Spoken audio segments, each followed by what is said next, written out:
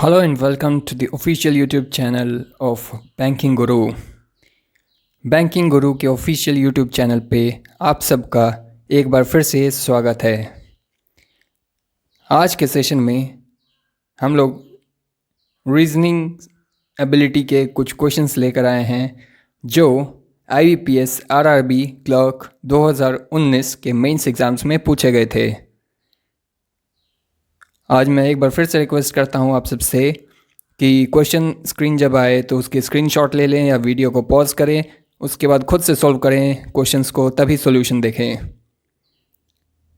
और एक बात और बोलना चाहूँगा मैं कि सपने वही देखते हैं जो सपनों को पूरी करने की काबिलियत रखते हैं, और सपने जब भी देखो खुली आँखों से देखो।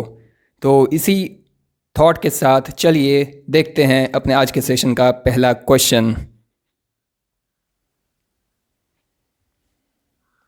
आज के सेशन में हमने टोटल 3 पजल्स रखे हैं,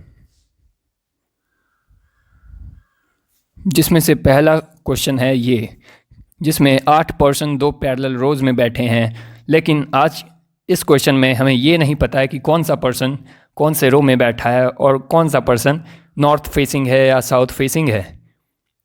और उसके साथ एक वेरिएबल और अटैच्ड है आज, जो उन पर्सन्स की एजेस हैं इन ईयर्स। तो इस क्वेश्चन को अच्छी तरीके से केयरफुली रीड करें, उसके बाद सॉल्व करें, तभी सॉल्यूशन पे जाएं।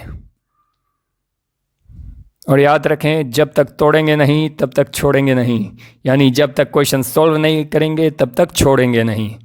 तो चलिए इसी थॉट के साथ अब मूव करते हैं हम अब आज के पहले क्वेश्चन के सॉल्यूशन पे। चलिए दोस्तों, एक बार रीड करते हैं अपने आज के सेशन के पहले पजल को।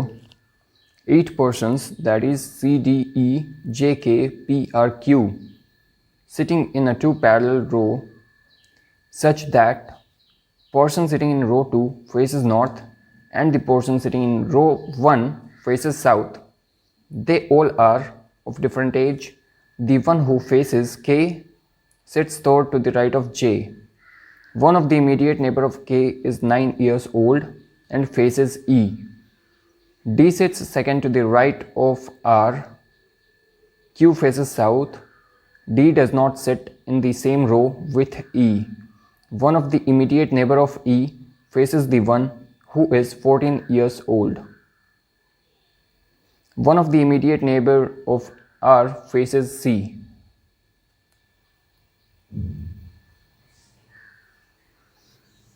Who is 7 years old. C does not face the immediate neighbor of D. P is 18 years of age. The one who is 10 years of age sits second right of the one who is 23 years of age. K is 1 year older than D, whose age is an even number. The immediate neighbor of P faces the one who is 12 years of age and faces south direction. Okay, ये है हमारी puzzle. चलिए देखते हैं अब इसकी solution, हमें क्या करना है। डबल रो अरेंजमेंट है, 1 2 3 4, दोनों रो में 4 पर्सन ही बैठे हैं। ठीक है,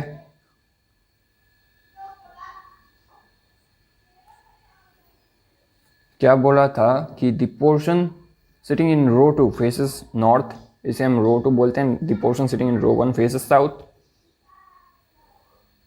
इस तरह हम एक और केस बना लेते हैं, row 1 in row 2, row 1 facing south, 3 and 4, 1 2 3 and 4। ठीक है, चलिए अब अपने कंडीशंस को देखते हैं। The one who faces K sits third to the right of J. यदि हम J को रो 2 में कंसिडर करते हैं तो J यदि ये है तो थर्ड राइट 1 2 3, तो J का पोजीशन तो यहीं पे होना होगा 1 2 and 3, और इसको कौन फेस करेगा? K फेस करेगा। इसी तरह यदि हम J इसको कहते हैं तो 1 2 3 थर्ड राइट, तो के इसको फेस करेगा। ठीक है, आगे बढ़ते हैं। One of the immediate neighbour of के इज 9 years ओल्ड। के का एक ही इमीडिएट नेबर है, इसकी एज है 9। इस केस में भी के का एक ही नेबर है, इसकी एज है 9। ठीक है, एंड फेसेस ई, और ये जो 9 ईयर वाला है ये किसको फेस करता है, ये ई पोर्शन को फेस करता है। इस केस में भी 9 ईयर्स ई को फेस करेगा।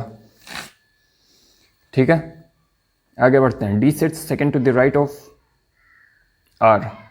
डी और आर की हमें अभी पोजीशन मालूम नहीं है। डी सिट्स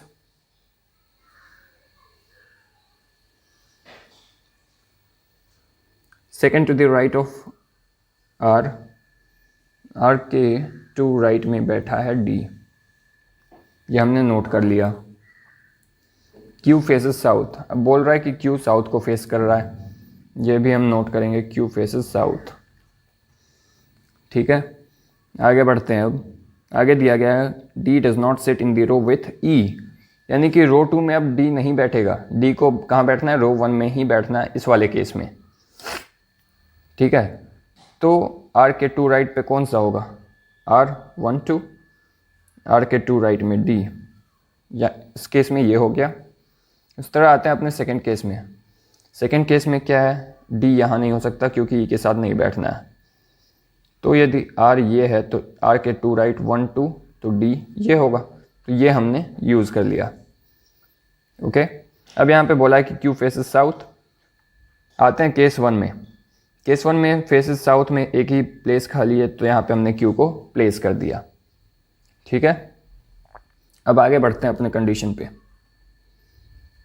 हम कहाँ थे, D does not sit in the same row with E. One of the immediate neighbor of E faces the one who is 14 years of age. अब E के दो पड़ोसी हैं। ठीक है, E के दो पड़ोसी हैं, इनमें से कोई भी होगा वो फेस करेगा किसको, 14 ईयर्स वाले को। One of the immediate neighbour of E faces the one who is 14 years old, यानी कि 14 साल इसकी एज भी हो सकती है या इसकी एज भी हो सकती है। उसी तरह यहाँ पे भी 14 इसकी भी हो सकती है या 14 इसकी भी हो सकती है। ठीक है, आगे बढ़ते हैं। One of the immediate neighbour of R faces C. अब आर का कोई एक पड़ोसी है जो सी को फेस करता है, ये आर है, तो सी या तो ये होगा या तो ये होगा। ठीक है, इसी तरह आते हैं अपने केस 2 में। ये आर है, सी या तो ये होगा या तो ये होगा। ठीक है, one of the immediate neighbours of R faces C. C is 7 years of old, यानी सी की एज है वो है 7। ठीक है, आगे बढ़ते हैं। अब C does not face immediate neighbour of D. अब जो है सी जो है वो डी के इमीडिएट पड़ोसी को फेस नहीं करता, यानी ये डी है, इसका इमीडिएट पड़ोसी क्यू, तो यहाँ पे सी नहीं हो सकता, तो सी यहाँ से कैंसिल। तो इस वाले केस में सी की पोजीशन मिल गई हमें ये। ठीक है, इस तरह ये डी है, डी का इमीडिएट पड़ोसी ये, इसको सी नहीं फेस कर सकता, तो सी यहाँ से हट गया, तो सी कहाँ लग गया, ये। ठीक है, सी की एज दी गई थी 7 ईयर्स, 7 ईयर्स हमने प्लेस कर दिया, हमारी ये हिंट भी ख़त्म। अब इस वाले केस में एक ही प्लेस खाली हुआ फेसिंग साउथ में, तो ये हमारी क्यू लग गई। ठीक है, आगे बढ़ते हैं। अब आगे क्या दिया गया है, P is 18 years of age. अब P कहाँ है, P तो प्लेस है नहीं, एक प्लेस खाली है, हमने P को प्लेस कर दिया और 18 ईयर्स ऑफ एज। इस केस में भी एक ही प्लेस खाली है, P को प्लेस कर दिया 18 ईयर्स ऑफ एज। ये 14 यहाँ तो अब होगा नहीं, तो 14 यहाँ होगा। ठीक है, ये हो गया। अब आगे बढ़ते हैं। The one who is 10 years of age sits second right of the one who is 23 years of age. ठीक है, 23 के सेकेंड राइट में 10 ईयर्स ऑफ एज बैठता है।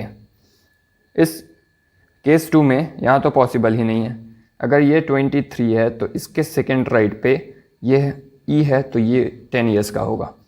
इस तरह यहाँ आते हैं, यहाँ तो पॉसिबल नहीं है, इस पोजीशंस में ही पॉसिबल है, इन्हीं दो पोजीशंस में। या फिर ये तो पॉसिबल है कि ये 23 हो जाए और ये 10 हो जाए, लेकिन यदि ऐसा होता है तो ये जो 14 ईयर्स का ये होना है वो गलत हो जाएगा।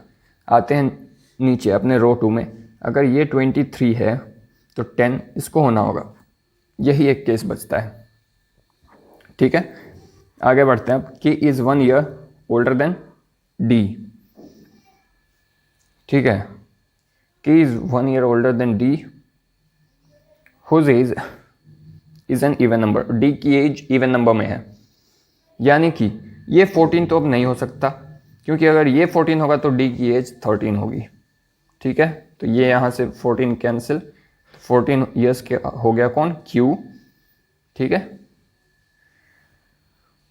और बोला है कि के is 1 year older than D.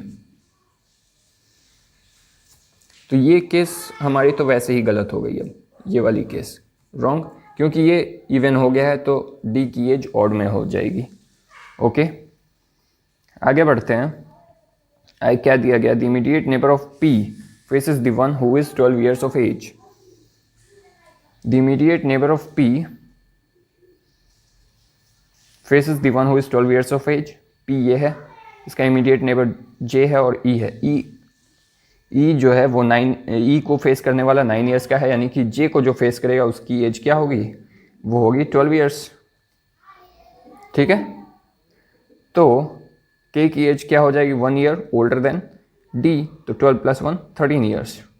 तो हमारी जो करेक्ट अरेंजमेंट बनी इस पजल की वो बनी ये। ठीक है, अगर कोई डाउट हो तो कमेंट सेक्शन में ज़रूर पूछें। चलिए दोस्तों, अब आपके सामने हमारे आज के सेशन का दूसरा क्वेश्चन है। इस क्वेश्चन में 6 पोर्शंस हैं, ABCDEF, जो एक सर्कुलर टेबल पे बैठे हैं और सारे के सारे लोग इनवर्ड देख रहे हैं।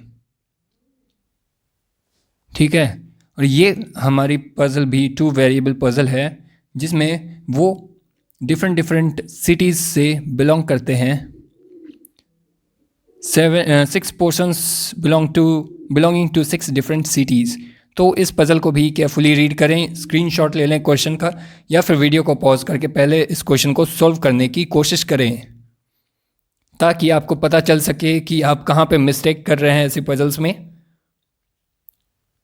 और खुद से सॉल्व करने के बाद ही सॉल्यूशन पे जाएं। तो चलिए अब हम मूव करते हैं अपने आज के इस क्वेश्चन के सॉल्यूशन पे। चलिए दोस्तों, अब सब मिलके एक साथ रीड करते हैं अपने आज के दूसरे पजल को।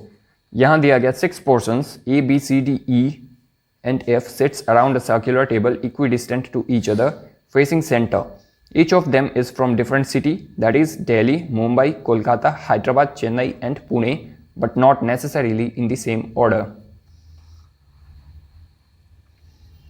Only one portion sits between A and the one who is from Pune. The one who is from Mumbai sits second to the right of the one who is from Pune. F sits opposite to the one who is from Mumbai. F sits second to the left of C. Only one person sits between the one who is from Chennai and C. E sits immediate left of the one who is from Chennai. F is not from Chennai and D is not from Pune. The one who is from Delhi sits second to the left of the one who is from Kolkata. Okay, चलिए हम देखते हैं अपने इस question के solution को। 6 portions की ये सर्कुलर अरेंजमेंट ड्रॉ करते हैं। 2 केस यहाँ भी हम ड्रॉ करेंगे। ठीक है, अब चलिए अपने कंडीशंस पे आते हैं। Only one person sits between A and Pune. हम क्या करते हैं, ए की पोजीशन यहाँ पे फिक्स करते हैं, 1 गैप, तो ये पुणे इस केस में, या तो ये ए 1 गैप पुणे होगा ये। ठीक है, आगे क्या दिया गया है, the one who is from Mumbai sits second to the right of the one who is from Pune. Pune के सेकेंड राइट पे कौन है, मुंबई। ये है पुणे, 1 2 सेकेंड राइट मुंबई। इस केस में Pune 1 2 second right Mumbai. Okay, आगे बढ़ते हैं। F sits opposite to the one who is from Mumbai. ये मुंबई है, मुंबई के ऑपोजिट में कौन बैठा है, एफ बैठा है। इस केस में मुंबई ये है, मुंबई के ऑपोजिट में कौन बैठा है, एफ बैठा है। ठीक है, अब क्या बोला, F sits second to the left of C. F sits second to the left of C. अगर ये एफ है तो सी से होना होगा सेकेंड लेफ्ट 1 2। अगर ये एफ है तो सी से होना होगा सेकेंड लेफ्ट 1 2। ओके, क्योंकि सारे सेंटर फेसिंग है। ठीक है, आगे बढ़ते हैं। आगे क्या दिया गया है, only 1% sit between the one who is from Chennai and C. Chennai and C, अगर ये सी है तो 1 गैप चेन्नई, 1 गैप चेन्नई, दोनों जगह चेन्नई की पॉसिबिलिटी है। उस तरह यहाँ पे 1 गैप चेन्नई, 1 गैप चेन्नई, यहाँ भी दोनों, इन दोनों प्लेस पे चेन्नई की पॉसिबिलिटी है। ठीक है, आगे क्या दिया गया है, E sits immediate left of the one who is from Chennai. E Chennai के इमीडिएट लेफ्ट बैठा है। और आगे दिया है F is not from Chennai. F Chennai से बिलोंग नहीं करता, यानी कि चेन्नई यहाँ तो अब नहीं हो सकता, तो चेन्नई के लिए एक प्लेस खाली रही, वो रही ये। इस केस में चेन्नई एफ नहीं, एफ चेन्नई नहीं हो सकता, तो इसमें भी एक केस खाली रही चेन्नई की, वो रही ये। ठीक है, अब आते हैं हम जस्ट इस F is not from Chennai, इससे जस्ट पहले वाले हिंट पे। इससे इमीडिएट पहले हिंट क्या दी गई थी, E sits immediate left of the one who is from Chennai. Chennai के इमीडिएट लेफ्ट पे E sits immediate left of the one who is from Chennai. ये चेन्नई है, इसका इमीडिएट लेफ्ट है ये, तो ई मुंबई को बिलोंग किया है इसमें। इस केस में चेन्नई के इमीडिएट लेफ्ट पे कौन है, ए ऑलरेडी बैठा हुआ है, ई तो अब बैठ नहीं सकता, तो हमारी ये केस हो गई रॉन्ग। ठीक है, आगे देखते हैं और एक लाइन पीछे चलते हैं। Only 1% sits between the one who is from Chennai and सी।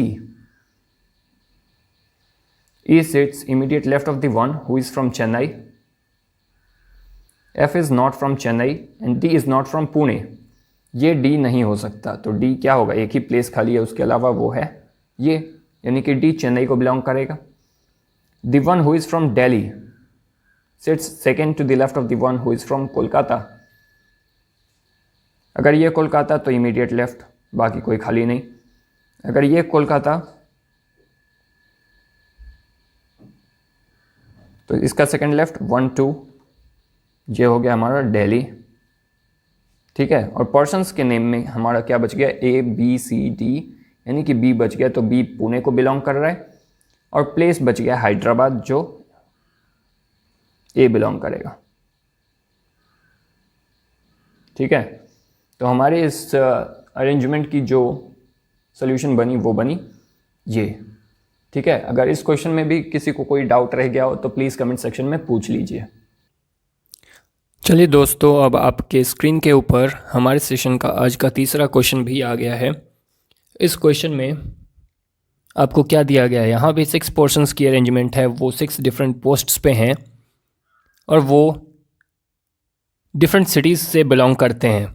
तो ये हमारी जो शॉर्ट पज़ल है, ये 3 वेरिएबल पज़ल है, तो बहुत ही केयरफुली पढ़िएगा इस शॉर्ट पज़ल को, और वीडियो को पॉज करके या फिर स्क्रीनशॉट लेकर सॉल्यूशन देखने से पहले इस क्वेश्चन को भी सोल्व करें, ताकि आपको पता चल सके। अगर आप सही बनाते हैं तब तो ठीक बात है, यदि कुछ मिस्टेक करते हैं तो आपको सॉल्यूशन देखने के बाद पता चल सके कि आपने कहाँ मिस्टेक किया था, क्या चीज़ मिस किया। ठीक है, तो वीडियो को पॉज करें या फिर स्क्रीनशॉट ले लें क्वेश्चन का, खुद से सॉल्व करें, तभी सॉल्यूशन की तरफ मूव करें।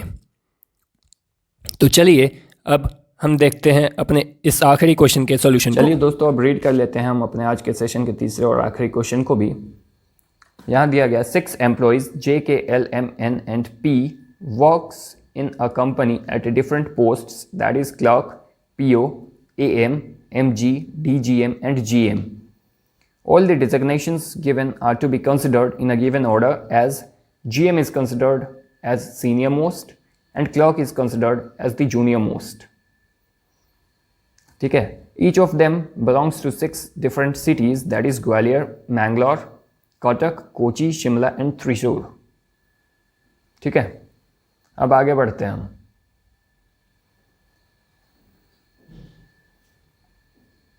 आगे दिया गया only 2 persons are junior to M who belongs to Kochi. N is senior to M but junior to the one who belongs to Cuttack.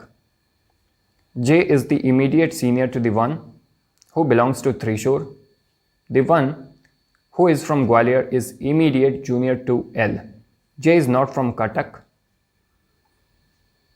The one who is junior most belongs to Shimla. K does not belong to Mangalore. इतनी hint दी गई है हमें बस. अब चलिए हम देख लेते हैं अपने इस क्वेश्चन के सॉल्यूशन को.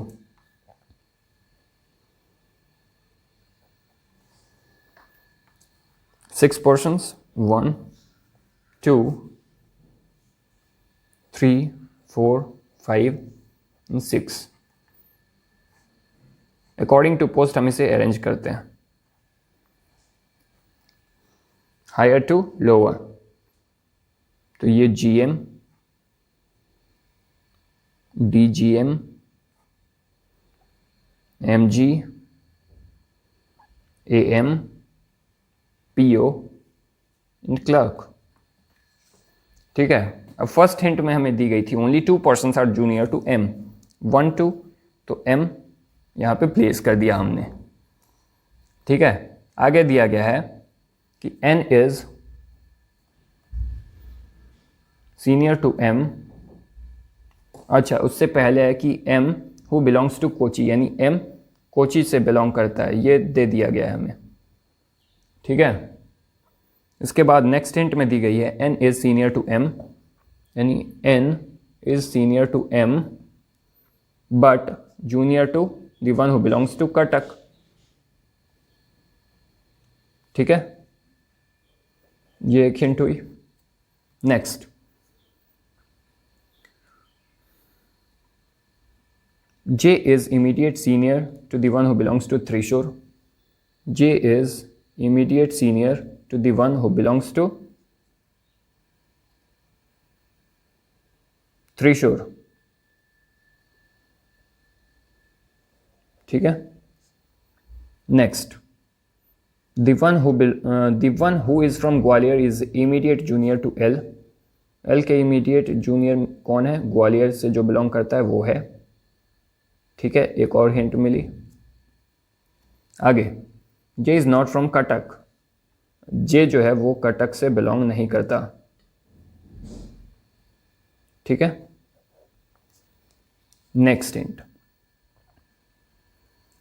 J is not from Cuttack. The one who is junior most belongs to Shimla, यानी कि जो क्लर्क होगा वो शिमला से बिलोंग करेगा. ठीक है. और K does not belong to Mangalore. के जो होगा वो मैंगलोर से नहीं बिलोंग करेगा. ओके. इतनी हिंट दी गई है हमें बस. अब चलिए हम ट्राई करते हैं अपनी हिंट्स को अरेंज करने के लिए.